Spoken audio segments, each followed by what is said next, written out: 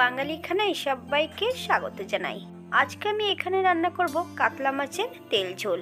তবে এই কাতলা মাছের তেল ঝোলটা বোলপুরের স্টাইলের রান্না। আজ বেশ কিছু বছর আগে আমি বোলপুরে একটা রেস্তোরাঁতে খেয়েছিলাম। যথারীতি ওখানে কিন্তু রেস্তোরাঁ নেই, একটা বাড়ির হোটেল ওটা। তার নামটা আমি বলছি না, আপনারা একবার এটা বাড়িতে ট্রাই করবেন আমি যেভাবে করছি। তেল মশলার পরিমাণ কিন্তু খুবই কম। তেল ঝোল বলেই যে তেল মশলা অতিরিক্ত ঠিক তা নয়। তবে আমি আজকে এখানে কিভাবে বোলপুরের স্টাইলে কাতলা মাছের তেল ঝোল রান্না করলাম, চলুন সেটা একবার দেখে নেওয়া যাক ভিডিওর মাধ্যমে।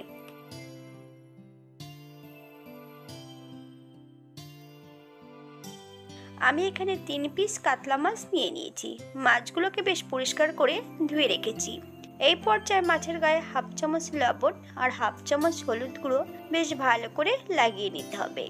10 মিনিটের জন্য মাছগুলোকে রেস্টে রেখে দেব। আপনাদের হাতে যদি সময় থাকে তাহলে বেশি সময় রেখে দিতে পারেন।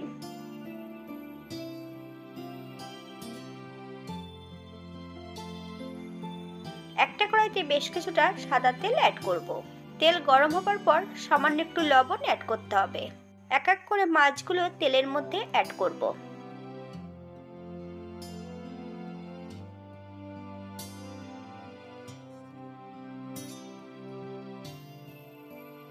মাছ ভাজার সময় আমি এখানে লবণ অ্যাড করেছিলাম যাতে কড়াইয়ের নিচটাতে মাছগুলো লেগে না যায়।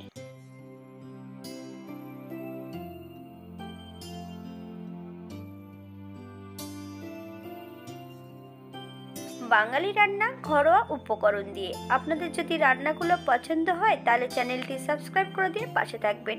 পাশে থাকা বেলটি বাজিয়ে দেবেন, নইলে নিত্য নতুন রান্নার নোটিফিকেশন পাবেন না। উল্টিয়ে পাল্টিয়ে বেশ ভালো করে মাছগুলো ভেজে নিতে হবে। তবে আপনারা আপনাদের পছন্দ মতন মাছগুলো ভেজে নিতে পারেন।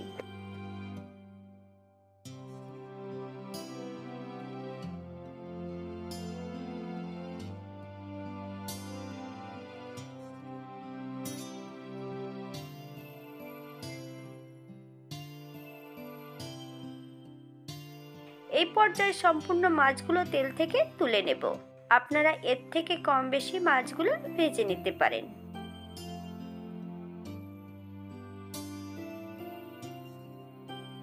একই তেলে রান্না করব। এই পর্যায়ে অ্যাড করেছি সম্পূর্ণ কচুগুলো। আচ্ছা, আমি এখানে মানকচু দিয়ে মাছটা রান্না করছি। আপনারা মানকচুর পরিবর্তে আলু দিয়ে রান্না করতে পারেন। তবে আমি রান্নাটা খেয়েছিলাম আলু দিয়ে, কিন্তু আমি আজকে এখানে মানকচু দিয়ে রান্না করব। হাফ চামচ লবণ আর হাফ চামচ হলুদ গুঁড়ো দিয়ে মানকচুগুলো বেশ ভালো করে ভেজে নেব।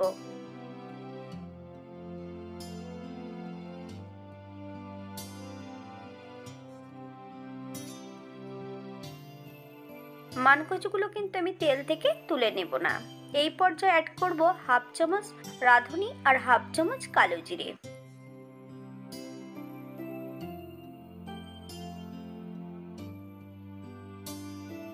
ফোড়ন থেকে সুগন্ধ বেরোলে একটা তেজপাতা, বেশ কয়েকটা কাঁচা লঙ্কা, একটা টমেটোর অর্ধেকটা অ্যাড করব।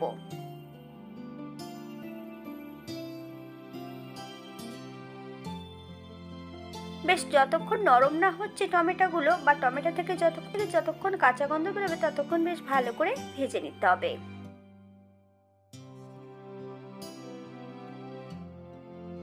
এই পর্যায়ে অ্যাড করব 1 চামচ বাটা মশলা। আদা, জিরে, ধনে, দারচিনি, এলাচ, লং একত্রে বেশ মিহি করে বেটে নিয়েছি। সম্পূর্ণ বাটা মশলাটা অ্যাড করতে হবে। 3 থেকে 4 মিনিটের মতন মিডিয়াম আঁচে মশলাটা বেশ ভালো করে ভেজে নেব।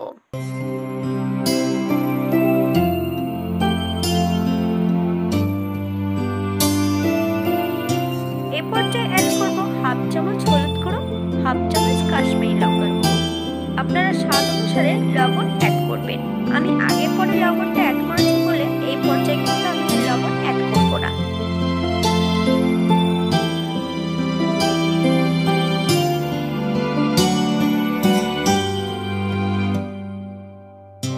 মশলা ধোয়া বাটি থেকে সামান্য একটু জল অ্যাড করব। মশলা থেকে যতক্ষণ তেল না ছাড়ছে ততক্ষণ বেশ ভালো করে মশলাটা কষিয়ে নিতে হবে। এই পর্যায়ে অ্যাড করব 1 টুকরো জুই ঝাল। আমি কিন্তু জুই ঝালটা আগের থেকে একটু ভারী কিছু দিয়ে থেতো করে অ্যাড করেছি।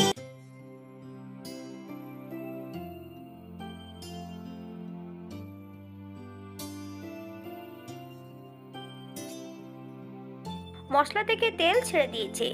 এই পর্যায়ে সম্পূর্ণ ভেজে রাখা মাছগুলো অ্যাড করব। মিডিয়াম আঁচে 3 থেকে 4 মিনিটের মতন মশলা সহ মাছ দিয়ে বেশ ভালো করে কষিয়ে নিতে হবে।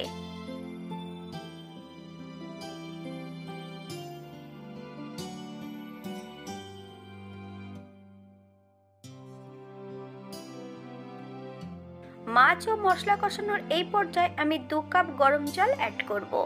আপনাদের যতটা গ্রেভির প্রয়োজন আপনারা ততটা জল অ্যাড করতে পারেন।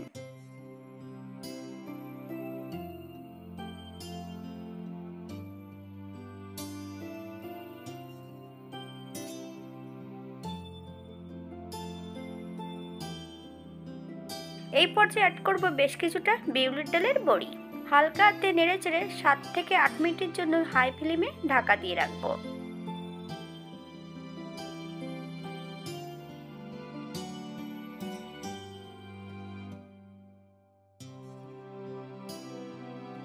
আট মিনিট পর এই পর্যায়ে একবার চেক করে নিতে হবে যে কচুগুলো সেদ্ধ হয়েছে কিনা। আপনারা একবার নুনটা এই পর্যায়ে চেক করে নেবেন। আরো 3 থেকে 4 মিনিটের মতন বেশ ভালো করে রান্না করে নেব।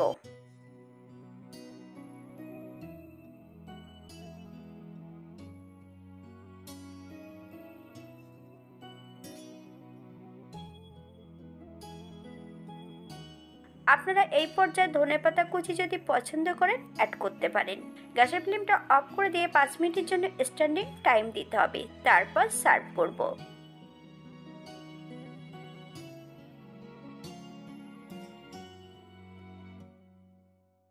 এটা দেখতে যেমন ভারী সুন্দর হয়েছে, এটা গরম ভাতে খেতে কিন্তু অসম্ভব ভালো। আপনারা বাড়িতে একবার একই পদ্ধতিতে বানিয়ে নেবেন।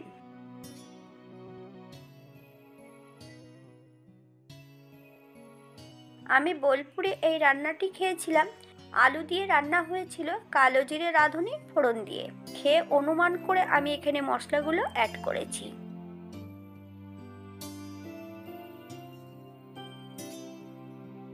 আমি যে বোলপুরের রান্নাটা খেয়েছিলাম সেখানে কিন্তু পেঁয়াজ রসুন দেওয়া ছিল না, তাই এই পর্যায়ে আমি কোনো পেঁয়াজ রসুন অ্যাড করিনি। আপনারা যদি পছন্দ করেন তাহলে আপনারা পেঁয়াজ রসুন অ্যাড করতে পারেন। আজকের ভিডিওটি এই পর্যন্ত। সবাই সুস্থ থাকবেন, ভালো থাকবেন। অন্যদিন নতুন রেসিপি নিয়ে আপনাদের সামনে আবার আমি হাজির হব। নতুন ও পুরনো সকল বন্ধুদের অসংখ্য ধন্যবাদ ভিডিওটি দেখার জন্য।